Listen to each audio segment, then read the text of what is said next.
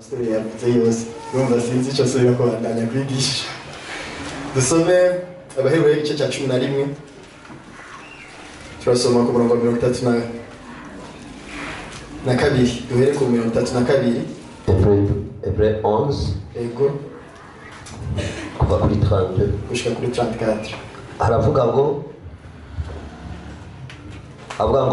mvuge ikindi tuge condengana ndondoye ivya Gideon n'ivya Baraki n'ivya Samson n'ivya Yefuta n'ivya Dawidi n'ivya Samueli n'ivya bavugishwa n'Imana baheshejwe no kwizera gutsinda abami no gukora ibigororotse no kuronka ivyasezeranywe no kuziba iminwa y'intambwe. 34 avuga ngo no kuzimya uburake bw'umuriro no gukiza ubugi bw'inkota no gukira ubugi bw'inkota no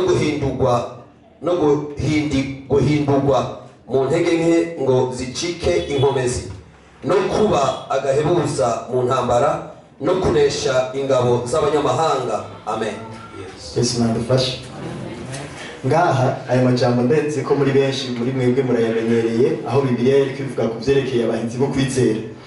Hanyuma Bibiliya idondagura abantu benshi babayeho kandi bakorera Imana cyangwa bagendana n'Imana. Bibiliya ihera ku ba mbere iri kiravuga ku witwa Abeli, iravuga ku bitwa ba Enoki, iravuga ku bitwa ba Nowa, iravuga ku bitwa ba Danieli, ba Dawidi n'abandi benshi bagendanye n'Imana.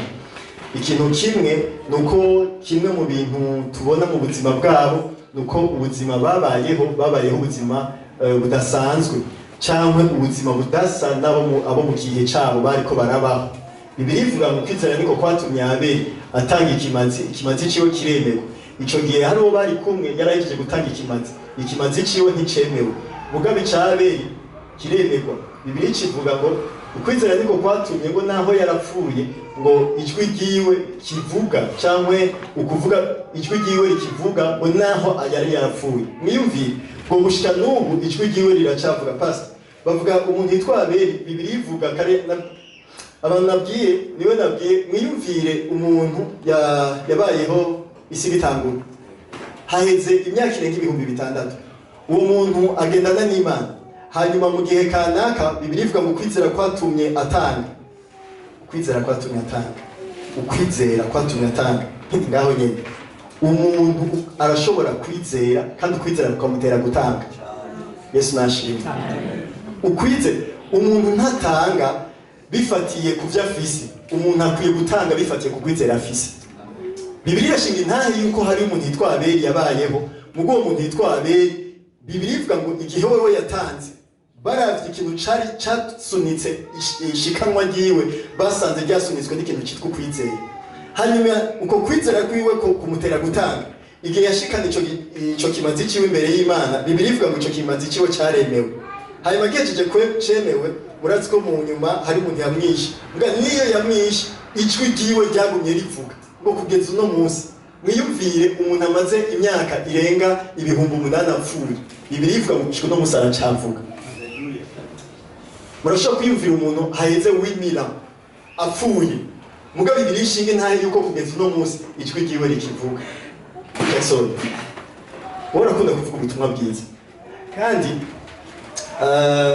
hari imyaka kanaka uzokora hanyuma iheze Yesu niyo bataragaruka uca ugenda mu ijuru. Dufate yuko uzobaho gushika ku myaka 120, ni kuvuga yuko mu myaka 80 iri imbere hazogera igihe ibikorwa vyawe kumwe kwa Dawidi. Bibiliya ivuga ngo wamaze gukora ivyo Imana igomba, hanyuma heze igihe ciwe caragenda. Turi mu mwaka wa 2020. Ibi vyabaye kuri Abeli, ni kuvuga yuko inyuma y'imyaka 8,000, ni kuvuga muri dalandi mil tukumva ijwi ryawe riracavugira mu gisagara. Abantu tuhuye bakaca batubwira ngo jewe hari umuntu yambwiye ubutumwa bwiza, hanyuma twaca tumubaza ngo ninde yakubwiye ubutumwa bwiza, ati Pastor Jackson. Twaca tumubwira ati reka kubesha, akavuga ati ntimumaririze, je Jackson twahuye yambwiye ubutumwa kandi nakijijwe. Jackson birashoboka ko ijwi ryawe rishobora kuguma rivuga niyo utobukiriye. Bibiliya ivuga ngo ukwizera niko kwatumye. Nasomye umukozi w'Imana umwe yitwa Ikeo Yakubu, aca avuga ingene muri Nigeria, murazi muri Nigeria hari abakozi b'Imana benshi cyane, baca bavuga ingene muri Nigeria ngo hagati y'abakozi 8 cyangwa 9 ku 10 bahamagarwa gukorera Imana. Muri 10 bahamagawe 8 cyangwa 9 baba bavuga yuko igihe bahamagarwa hari umuntu w'Imana yaje mu ndoto zabo akabagendera akababwira ko Imana yahamagariye gukora igikorwa cy'Imana. Uwo mukozi yitwa Benson Dahose. Uwo mukozi aheze imyaka 20 cyangwa 30 apfuye, mugabo gushika n'uno munsi icwi giwe riracapfa. Barashobora kuba baramuhambye, barashobora kuba baramwubakiye muzore, abantu bakagenda bagashirako amashurwe, mugabo uno munsi Bibiliya yavuze ngo ijwi rya Abeli riracapfa gushika uno munsi. None uno munsi gushika uno munsi Imana igira itume muzi abakozi bose bariko bakorera ku isi iracikora ijwi rya Idahoza igatuma ku bantu, hanyuma abantu bakinjira mu bikorwa vy'Imana. Ukwizera ngo niko kwatumye, twumvise ngo niko kwatumye Nowa igihe Bibiliya ivuga yuko muri ico gihe imvura itari bwatangure kugwa, hazi ikime gusa, isi hatonda ikime gusa hasi.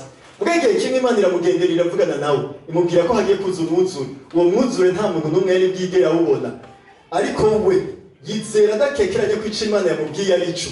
Hanyuma ngo caragenda yubaka ubwo bwato, ariko arabwubaka ubwo bwato ikintu cyaciye kiba nuko wa mwuzure waraje uca wica abantu bose bari ku isi, mugabo we n'umuryango wiwe urasigara.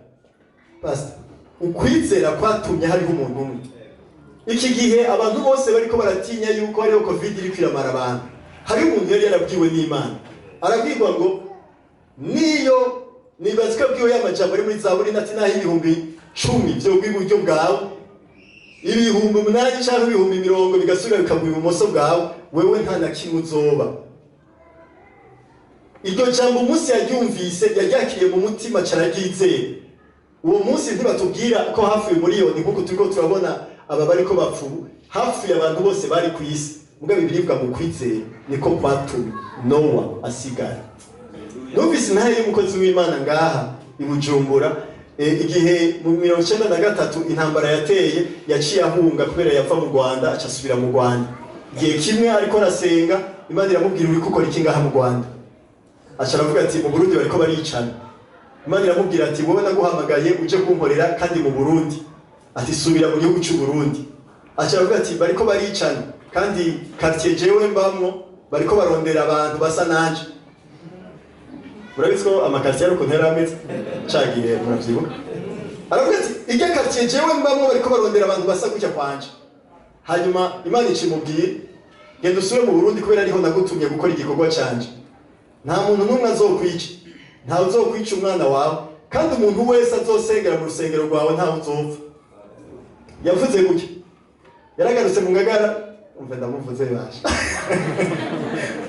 Ntibamwishe, abana biwe ntibapfuye, kandi acavuga ngo abantu bose bari mu ishengero niyo hatera intambara bakaza bakica abantu mu nzu babamwo cyangwa mu rupangu babamwo, nta muntu umwe kuva ico gihe muri 93 bigeze baherekeza ku mana ngo yapfuye.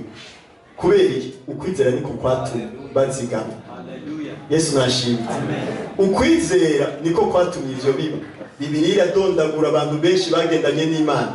Naha tumaze gusoma aho Bibiliya yavuze ngo ukwizera kwabahesheje ngo ukwizera kwabahesheje gutsinda abantu.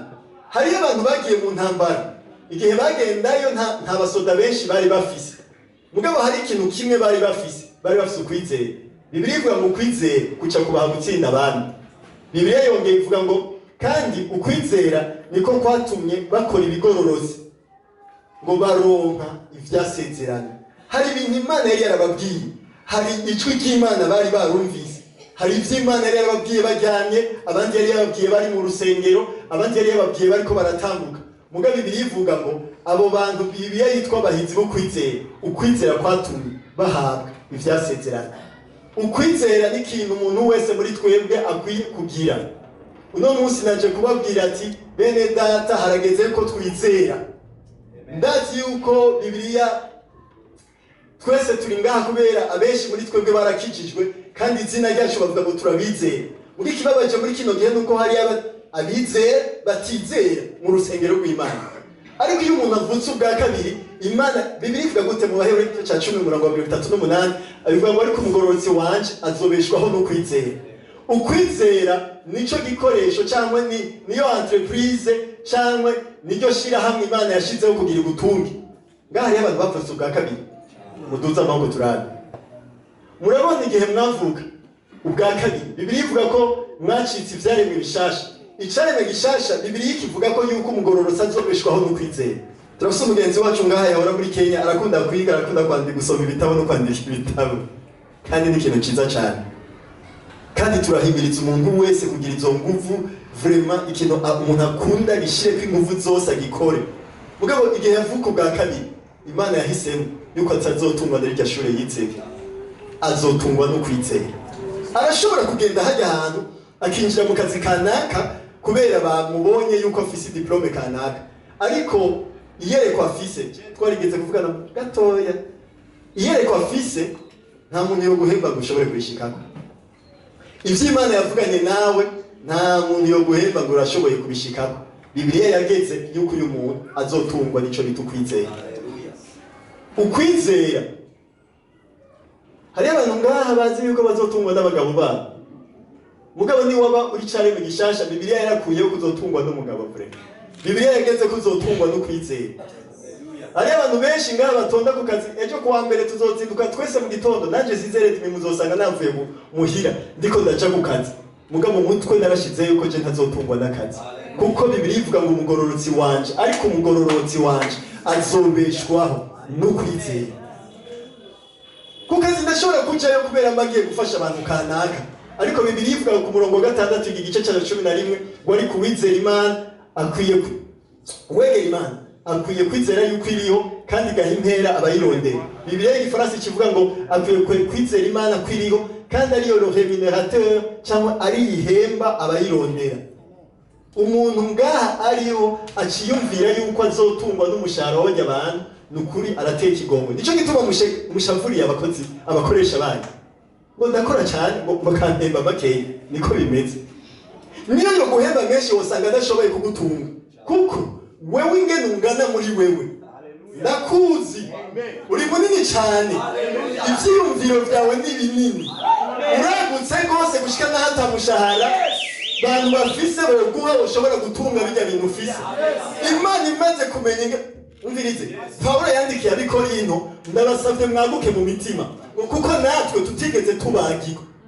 Nitwaze mu mutima namwe ni mwaguke. Abantu b'Imana ikintu Imana ikora bahejeje gukizwa ibagura mu mitima bakaba banini ya cyane. Mwebwe mwagutse mu mitima bivanye n'Imana yace kuba muri mwebwe. Iyo mubona ibintu binini, iyo mwiyumvira gukora mushaka gukora ibintu binini cyane, nta muntu ariho ashobora kubibafasha kubishikako atari uw'Imana irungitse. Kandi mwebwe amaso yanyu akwiye kuva ku kintu cyose cyitwa umuntu kugira muyashire ku Mana yishobora kuzana ibikwiye kugira ngo mushobore gukora ivyo Imana yabahamagariye gukora. Ariko umugororotsi wanje we azobeshwaho no kwizera. Hariho igikorwa umuntu wese ahamagarirwa gukora niyo aba yaravutse ubwa kabiri. Ni igikorwa cyitwa kwizera. Kwizera ni iki? Bibiliya ivuga ngo kwizera no kumenya neza udakekeranya ivy'inzego. Kandi mu kutaboneka kwavyo nibwo ko tumenyesha ko ari ivy'ukuri. Ni kuvuga iki? Ukwizera no kumenya neza udakekeranya ivy'inzego. Ivy'inzego ni iki? Ivy'inzego ni ivy'Imana yakubwiye. Ivy'inzego ni ivy'Imana yakweretse.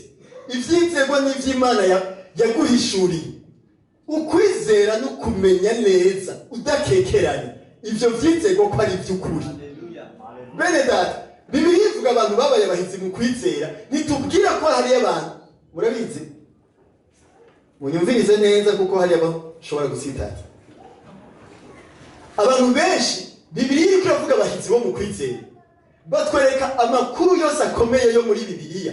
Iyo Bibiliya iriko iravuga ku vyerekeye abantu bashoboye gukorera ibintu bikomeye Imana. Bibiliya yarabegeranije bose ibashira muri ico gice ca 11. Barabadondagura umwe ku wundi. Ariko baca batubwira bahejeje yuko musomye verse yose yo ngaho yamitambugo n'ikintu kimwe kuvuga ngo kwizera niko kwatumye. Ukwizera niko kwatumye. Ukwizera niko kwatumye. Je sinzi gituma Bibiliya itavuga ngo kwisonzesha niko kwatumye. je sinzi igituma Bibiliya itavuze ngo veye niyo yatumye. Reka nsubire nje kure cyane. Sinzi n'igituma Bibiliya ivuga yuko gukora cyane mu rusengero ariko kwatumye. Bibiliya ivuga ngo kwizera niko kwatumye. Ukwizera niko kwatumye. Ndiko ndavuga gutyo uca wiyumvira ngo ubu rero karabaye twe twivire muri 30 jours uyu muntu aje kutubwira ko tudakwiye kwisondesha. Oya turakwiye kwisondesha cyane. Nje nisondesha cyane. Pawulo yavuze ngo ndashimira Imana yuko ndabarusha mwese kuvuga mu ntemo mu ndimi zitamenyekana. Ndatinya yuko benshi nganda barusha kwisondesha. Reka mvuge cyane. Nibaza ko abantu batatu ngatunganye. Nibaza ko tababiri. Mvugishije ukuri. Tuvuze ibiharuro dushobora kugerako. Nibaza ko tababiri bariho. Aya ntabariho. Mugabo igituma twenda pass. Mu minsi iheze ndagiye mwiyereko mbona nshitse ahantu hari umupastori narinzi. Hanyuma umupastori ashitse sanga afise plan y'urusengero yaragira yubake. Ahejeje kumbona acara yinyegeza gucyane anyegeza ya plan. Hanyuma haca hazondi mugenzi nzi acanyereka iyindi plan uwo mupastori yari afise yo kubaka inzu. Hanyuma aca ndamubwira ati iyi nzu ati we kandi kwa ukuntu ndakuzi inzu zo kubaka azoba ari inzu nini ya cyane nza mbona baratoye ya plan barayinyegeje. Hanyuma misi yose je ndimwiyereko hari umuntu acaza agaca asigura ivyo ndiko ndabona. Bana nkuko ntangiye kuvuga gutya acagaruka. Mwitsinda rya Yesu. Agaruka gato pasa. Urabona ndiko ndavuga gutya. Mbona ndazi ko wigeze kumbwira ko wize mu Gereza. Hanyuma ndiko ndavuga mu nzu. Mbona ahantu uri mu Bwongereza uri kurasenga. Ufise ikibazo kimwe subire mu Burundi cyangwa ngume ngaha. Hanyuma habaho gusenga cyane. Hanyuma mbona jenda mbona ari umuntu aje wa wundi ahoraza niwe mbona umumarayika aje akaca kubwira oya haguruka usubire mu Burundi. Hanyuma umenya neza udakekeranya yuko ukwiye gusura mu Burundi. Mugabo ikintu ndiko ndabona nuko igituma je mbona imbere yawe hariho amazu meza cyane. Ahantu heza gose hafise ama etage menshi meza. Hanyuma hakacabaho ivyo maso yawe ariko arabona. Nogumaha aha hantu hari ivyiza cyane. Ariko nkabona umumarayika kubwira toya wewe haguruka usubire hariya mu Burundi. Usuye mu Burundi je cyo ndiko ndabona clairement. Mbona umumarayika ava muri ayo manzu meza yari aho hantu. Igihe waje kuri aeroport mwinjirana mu ndege muca muzana ni Bujumbura.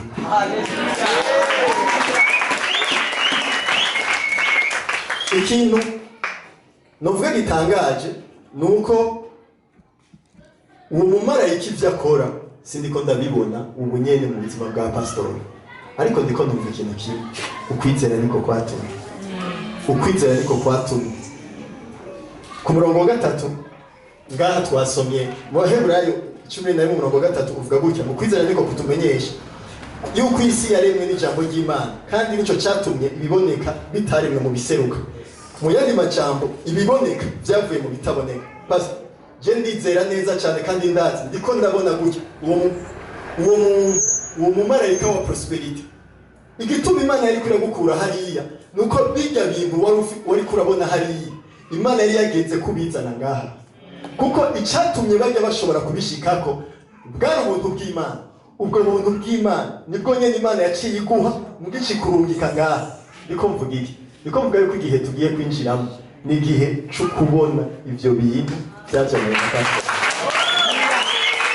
Ababwire birabanzi maze kuvuga ubutumwa bwinshi bwiza ngaha n'ahandi hantu murazi. Je suis un spectateur. Sido musekerateur. Mugabe ikintu nzi nuko ndiko ndabona hari ubuntu bwa prosperity buri kurujya mu pastor. Umumarayika bigeze kwa mu buzima bwiwe. Umumarayika yagumyeho. Ndiko ndabibona nguma numva aya majambo yari ko aravuga. Igihe kimwe Imana yagendeye umuntu umwe yitwa Mose iramwereka iramubwira ivyerekeye igihugu gishasha. Imwereka igihugu gitemba amata n'ubuki. Mugabo Mose ntiyigeze acinjiramo kuko Yosuwa igihe ahaguruka Imana yamubwiye ati hagurutsa aba bantu rero usubire ubatware muri kiriya gihugu gitemba amata n'ubuki. Mugace ndiko numva Imana imbwira ngo ntazorinda sabana gusa bazogendayo nawe nyene ubwiwiwe azoshikayo.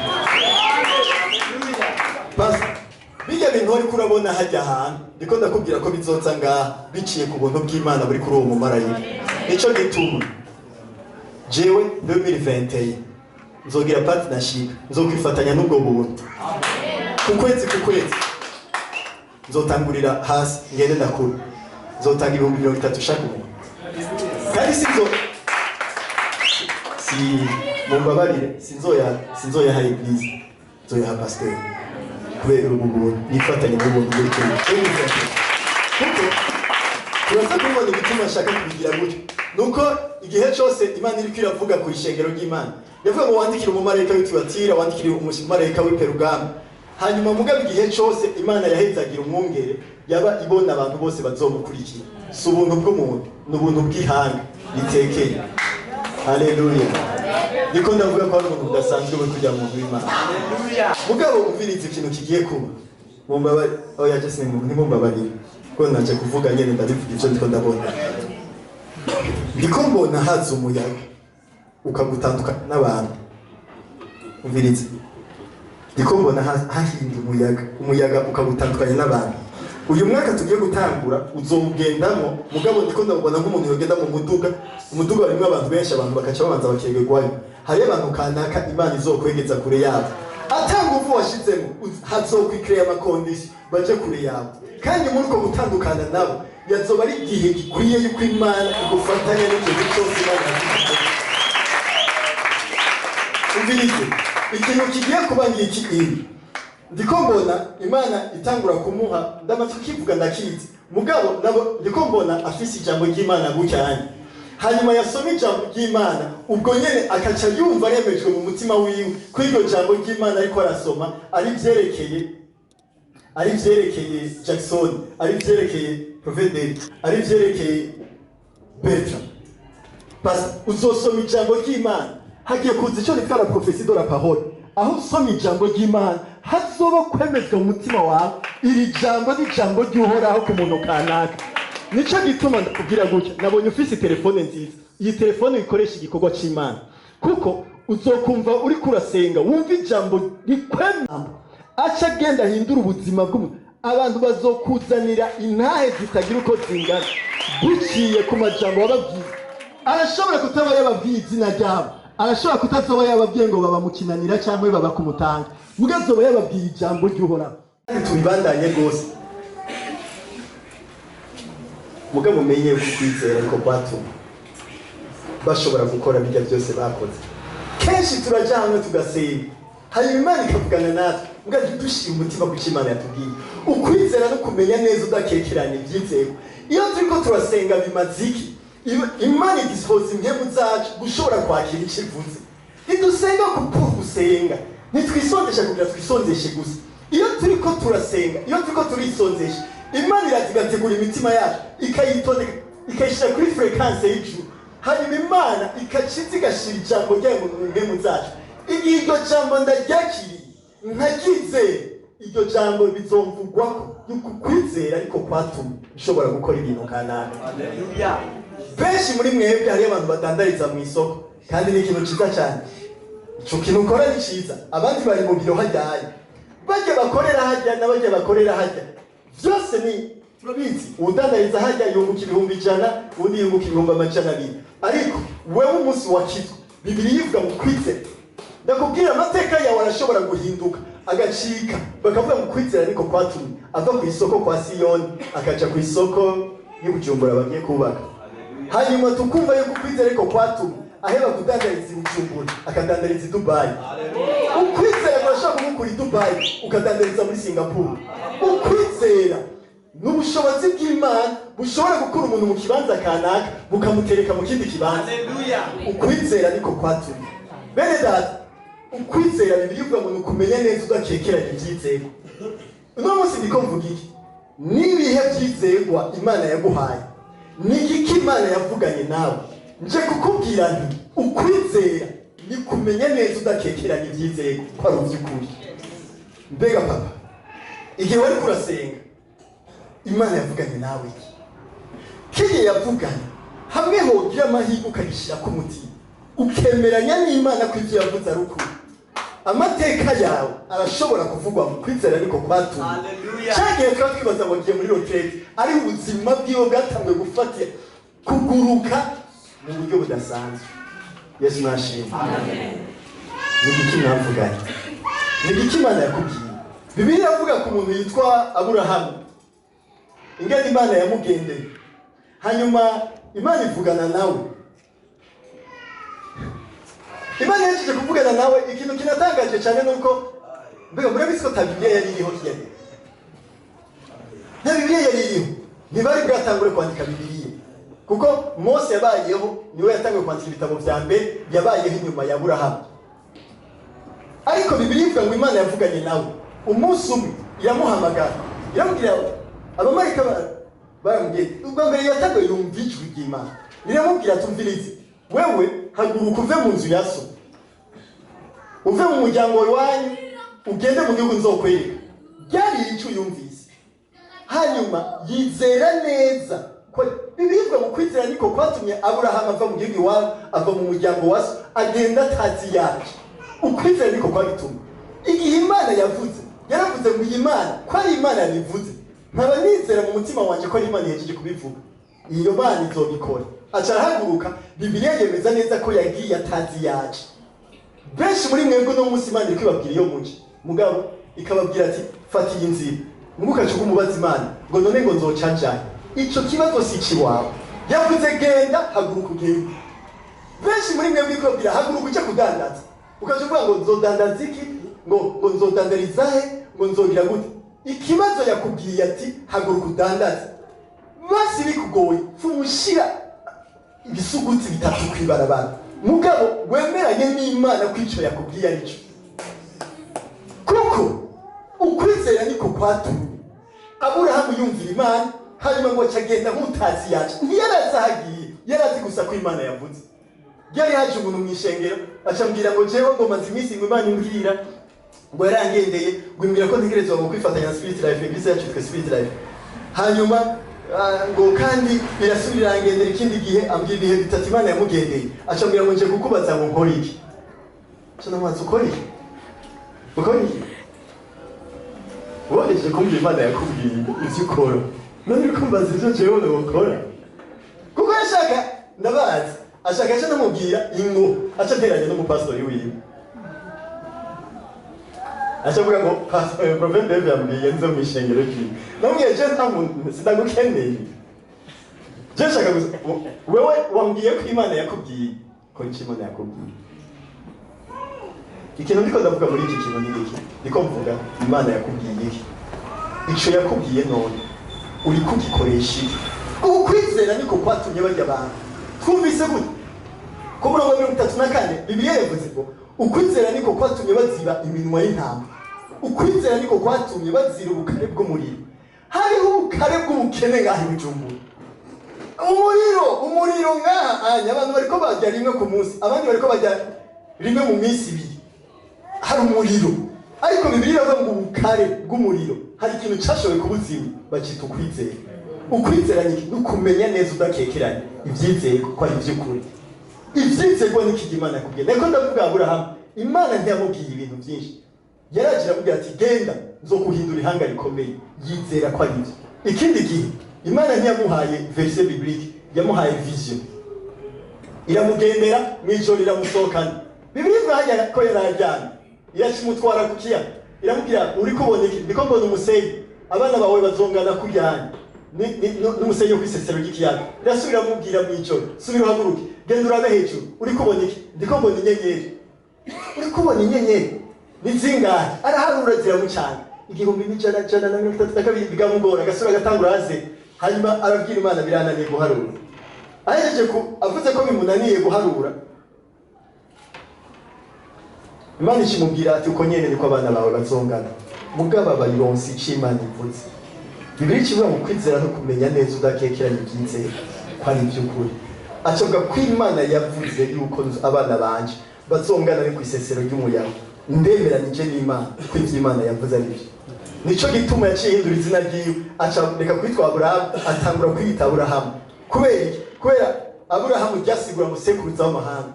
Bibiliya ivuga gute? Ukwizera no kumenya neza udakekeranya ivyizego ko ari vy'ukuri. Ukutabonwa kwa nivyo kubitumenyesha ko ari vy'ukuri. Bibiliya ivuga gute? Or la foi, c'est une ferme assurance des choses qu'on espère. Une démonstration de celles qu'on ne voit. Une démonstration. Yaciye atangura kugenda nguko uko kwizera kwiwe kwavuga.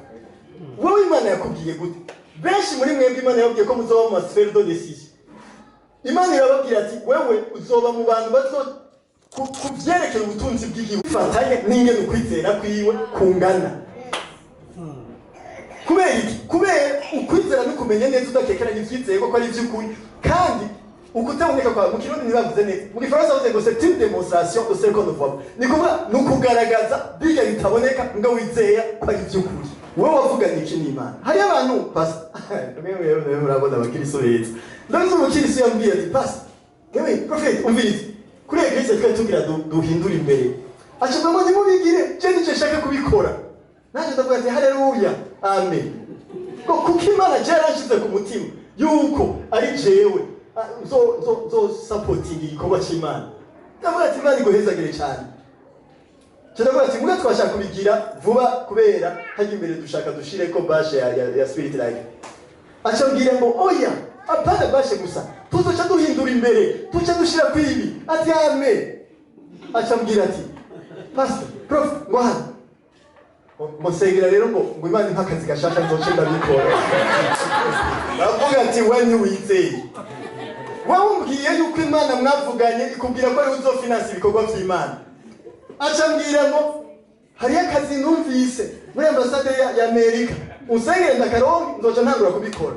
Cyangwa ati wowe ntiwizera na bukebuke ikintu ufise n'ivyifuzo icyo ufise si mission kuko mission bibirirwa mu kwizera no kumenya neza udakekeranya ivyizego niko nukumenya neza ni kwemezwa mu mutima kwakira ko icyo Imana yakuvuze ko ari cyo yakugize. Haleluya. Hanyuma umaze kubimenya uca utangura kugenda nk'uko wowe nganda bazimwe benshi ngaha basi ivyo biri mu mashengero ahantu barondera ndabatora bavuga ngo je ninatunga ngo ni je nzobikora byose navyo nzokora navyo nzokora. Umviriza ndababwire Sofia Maheri iyo udashobora gukoresha 100,000 ni 1,000,000 ivyo utari gukora mu 100,000 uzobikora mu 1,000,000 niko bimeze.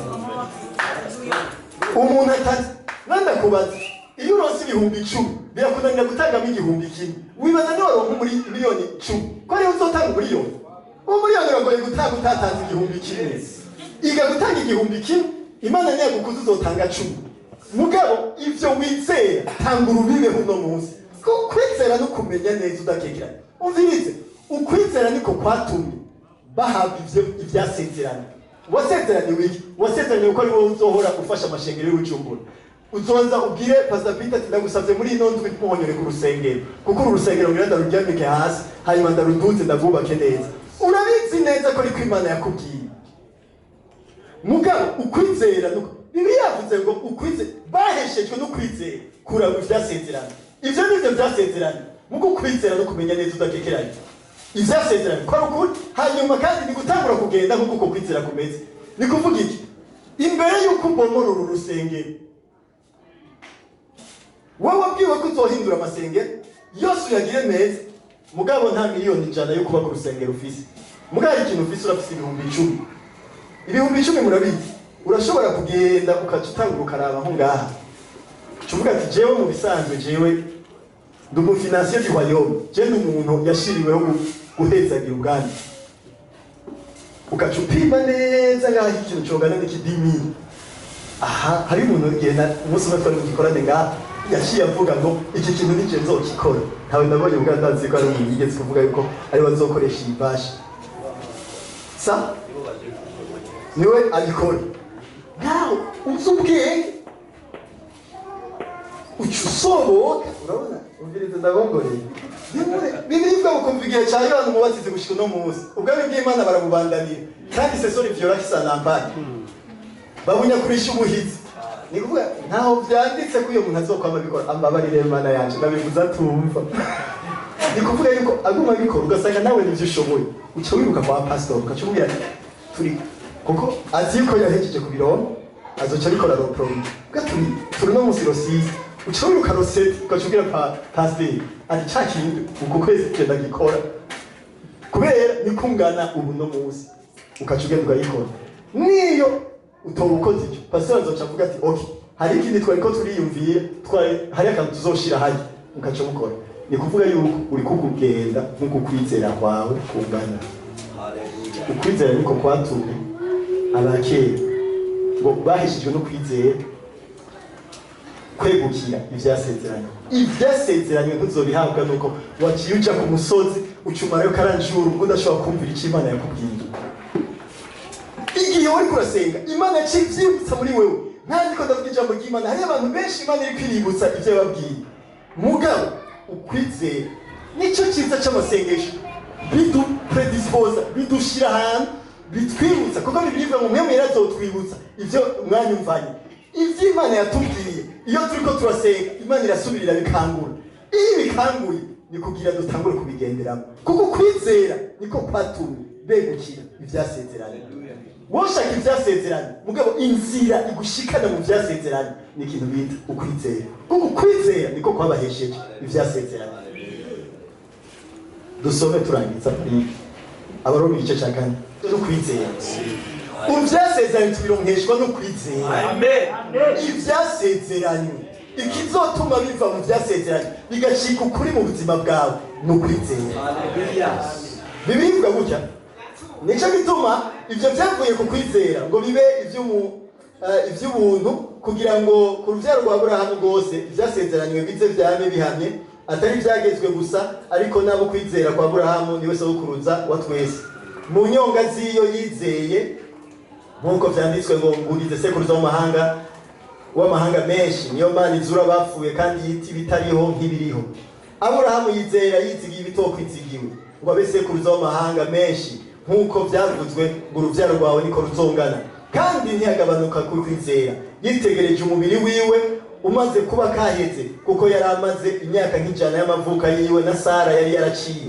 ariko yiyumviye iki Imana yamusezeraniye ntiyakekeranishwa no kutizera ariko aremeshwa cyane no kwizera ahesha Imana icubahiro amenya neza adakekeranye yuko ico yasezeranye ishobora no kugikora nico cyatumye bimuharurwako nk'ukugororoka ariko ntivyandikiwe wowe wenyene yuko vyamuharuweko nk'ukugororoka ariko no ku bwacu bizoduharurwako nkako kuko twizeye yazuye Yesu umwami wacu imukuye mu bapfuye yatangiye ibicumuro vyacu akazurwa kugira ngo dutsindanishirizwe umurongo wa 16 bavuze ngo ivyo vyavuye ku kwizera ngo bibe vy'ubuntu bene data ivyasezeranye tuzobironkeshwa n'ikintu cyitwa ubuntu bivuye mu kwizera uwo munsi nagize iryo yerekwa rya wa wundi yaciye anyegeza gutya haciye haza wa wundi asigura acambwira ngo Dave rega iba igikorwa ro ministeri ati yubakwa ku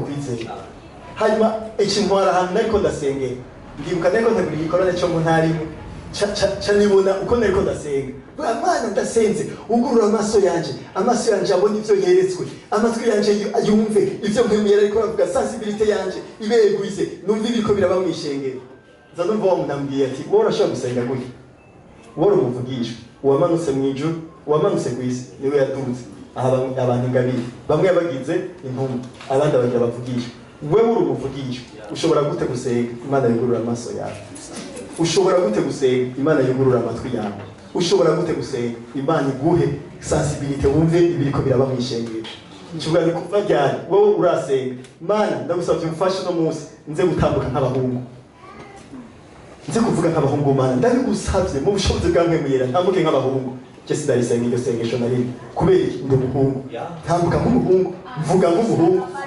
ngenda nk'umuhungu jenda umuhungu ngize rero nikomeze mera nk'umusunika gatoya wumvirize ndaguseka jenda umuhungu nikomeze jenda umuhungu Imana ikimbwira ati ivyo ntiwigera ubisengera gutyo kubera uzi neza udakekeranye yuko uri umuhungu uwamanutse niwe yaduza abantu ingabire yakugize umuvugisho mbere kubera ko usenga ngo amaso abone ukwizeye niko kuzogufasha kubaka iryo bango ryawe sinshobora gusenga ngo mana ndagusavye mbone uno musi mpagurutse cavuga ati mana wamanutse niwe yadutse abantu yabi haraho yagize abavugisha bongize umuvugisha ndabona ivyo neretse amatwi yanje yugurukiye kumva ivyo mwemere ko avuga sensibilité yanje yakarishe shitsa handumva neza ibibazo biriko biraba mu bantu kuko wongize umuvugishwa n'Imana mejeje cyashimira Imana ndagushima ko ngize umwigisho w'ijambo ry'Imana iyo mvuze abantu baratahura ivyo ndiko ndigisha ndaronka amajambo akwiye shira ku vyiyumviro vyanje kugira ngo icyo Imana yampaye kubigisha bashobore kucumva n'umuntu muto uwize n'ubutize je nigisha cyane bitahura kubera iki ndimeranya nawe Mana yuko wangize umwigisho w'ijambo ry'Imana kumva ico gi nemeranije n'Imana yuko reka ndabivuze ngo mukuza ngana bivyo nimwe naye bwabona nari mfise yindi kiriste mu gitondo nariko ndakora kandi ubirize ivyo bintu kuva bibaye subunebwe kubera ko kangahe twe ko turasenga umunsi wose subunebwe kubera no munsi navyutse gusenga n'ejo ntegeje gusenga senga bico mugasi niko ndasenga kugira yo ndavuye no ndazi ico nagizwe jenemera nje n'Imana Imana niyashize Imana niyamagurukije kugira itakaza umwanya w'abantu ngaha ari ndemeranye n'igikorwa Imana yakoze none wewe Imana mwavuganye iki ukwizera niko kuzoha kugura kwakira ivyasezeranye twumvise ngaha ngo ivyo rero mu mwabihere ubundi ku murongo wa 10 acavuga ngo kuko Aburahamu yita ibitariho nk'ibiriho hari ibintu Imana yakubwiye tangura kwita ibitariho nk'ibiriho basi urashobora gutangura kugenda nk'umupastor afise abantu igihumbi niyo makuru yawe bizina ryaje iti ibitariho nk'ibiriho mu minsi heze hari umuntu yaje ambwira ati ujye mu nzu gutwara ati uzobushire muri location kubera umuduga ntwara barayikunda muri location kandi umengo bayikota ngari hari umuntu wabitse 80 par jour acambwira ati cyo gufasha ndabwira ndabona ikibazo cyawe wowe bibaza yuko ndiko ndondera kubaho je umuduga ntwara ndawutwara mu kwizera bivanye n'abantu Imana yantumye ko gufasha Sindi ko nditwara kugira mfrime mu gisagara ndabereke ko ijambo rikora no je nditwara mu kwizera hari abantu Imana yantumye kandi hari imiduga kanaka ntwaye byo hava bidakunda yuko tubonana je rero ndiko ndabikora mu kwizera kuko ukwizera ni ukugaragaza ivyo wizera ngenda gutyo ryari bampaye miliyoni 100 ko ndayibagurika nkabwira Imana irahezagire cyane ndiko ndagurisha kandi baca basigura ngo woca bongereza ukaca wubakira ni cyumviro cyiza cyane iyo abantu babivuga gutyo baba bagukunda mugabe ifo gutahura je nahisemo kubaho kukwizera ngenda kwizera nambara muwizera tugitangura ibikorwa tugira kirite na madamu turi babiri nta munsi numwe nigeze nja guhigisha madamu nambaye ishati je nambara ikoti nambara cravate kuko nabona amahanga nzokwigisha ukwizera no kumenya neza udakekeranya ivyizego kandi ukutaboneka kwa niko gutumenyesha ko ari ivy'ukuri gibiyavuze ngo yisi bitariho yabyise ibiriho bica biyavuze ngo Aburahamu yaca yizera ibitokwizigira benshi muri mwe bw'Imana yababwiye ibintu bitokwizigirwa nico gituma atari byiza kuguma mutubwira misi yose ivy'Imana yababwiye kuko twebwe nene turashobora guca tubafasha kubabwira ko bidashoboka muga hariho umuntu yitwa Aburahamu bibwirwa ngo yace yizera ibitokwizigira ndakunda abantu bizera kuko bashobora kwizera ibitokwizigirwa uno munsi ukaba udashobora kurya muga ukaba wizera ko uzogaburira imfuvyi z'ubujumbu n'izi Burundi ni kuvuga ko wizera ibitokwizigirwa iyo mwigishije iyo mwicaranye n'abantu mukabasigurira ibintu Imana yaracira abongorera hariyo umumama umwe yambwiye ko Imana yamwongoreye iramubwira yuko azofasha ingo urashobora gufasha izi Bujumbura urashobora gufasha izo mu Bufaransa urashobora gufasha n'izo muri Etazi bajya abantu turiko twumva ba Joyce Meyer n'abantu nkatwe bavyawe n'abagore kujya twavyawe n'abagore gusa ukwizera kurashobora kuguha ivyasezerano ndashaka kutangura kubaho nk'uwizera nyine utavuga igifaransa genda ugerageze ucyushike utavuga icongereza genda wiga icongereza bivanye je nka jewe vuba nzotangura kugira make misi yose nigishije zo kwigisha mu gifaransa kubera iki nzokwigisha mu gifaransa ndabizi ko mu Burundi kugira abantu baze kumviza cyane ifoko wigisha mu kirundi bikavukira mugabo ikirundi kivuga imiliyoni 10 baba ari 11 z'abarundi yuko jewe vuba amakiride yose sikere nje ganzora nza n'umuinterprete amen kubera uyu muntu ariko arafata uno munsi nitwafata aya masanamu tukayashira kuri YouTube abarundi bazovyumviriza bafashwa muga nta mu Mali yazofashwa nta mu Ivoire yazofashwa nta mu Burkina bazofashwa mugabo nosubira nkacashira mu gifaransa nocashikira abandi benshi cyane rero je nzokwigisha uko kwizera kwanje haleluya Bibiliya ivuga ngo yizeye to 19 ntiyagabanukirwa kwizera yitegereje umubiri umvirize ndababwira uno munsi nitwe dushobora kwigisha ngaha yavuze gutya ngo ntiyagabanukirwa kwizera yitegereje umubiri wiwe kuko warakaheze turashobora kwitegereza tukavuga ngo none umuntu yobishobora gute none umuntu si kibazo cajewe ukwizera niko kwahishije abantu byasezeranye si kibazo cyuko wize theology mu ishuri rya Kenneth Hagin cyangwa aha cyangwa hari Bibiliya ivuga ngo kwizera niko kwatumye basoronka ibyasezeranye jewe no ushobora kwizera bya bindi Imana yambwira ko nzofasha abantu bo mu bihugu bivuga igifaransa n'abandi kwisi no bishikira jere igikorwa cyane no kwizera nakekera n'ivy'Imana yavuze no gutangura kugenda nko kwizera kwanje kumeze Yesu nashimye kuko ninakora ivyo namuntu azobimbuza kuko Mariko 16:20 bivuga ngo baca bagenda bavuga ubutumwa bwiza ahantu hose Imana icishigikiza ibitangaza amajambo ngo Dieu confirmer sa parole par des miracles ni kuvuga yuko iryo jambo rivuzwe ikintu Imana ikigira ikikonfirmisha ibitangaza ni kuvuga nanje iryo jambo nizeye Imana irafise ubushobozi bwo kuza kurishingira inta ikoresheje ibitangaza ni kuvuga iki ni kuvuga ibintu bidasanzwe ni kuvuga ibintu birengeye ibiba daro normal cyangwa daro naturel ni kuvuga yuko niba twari tumenyere ko mu Burundi atamuntu ashobora kuba umuvuga butumwa acike rurangira uko niko bimeze daro naturel muko wizeye Bibiliya ivuga ngo iryo jambo yizeye Imana irishigikiza ibitangaza ni kuvuga iki ni kuvuga ko umunsi umwe hari umuntu azovyumva ari muri Burkina Faso yariko yironderera ubutumwa bwa Raoul wafo cyangwa bwa Sanogo aca yumviriza aca mbwira abagenzi biwe kubera igitangaza Dieu confirme sa parole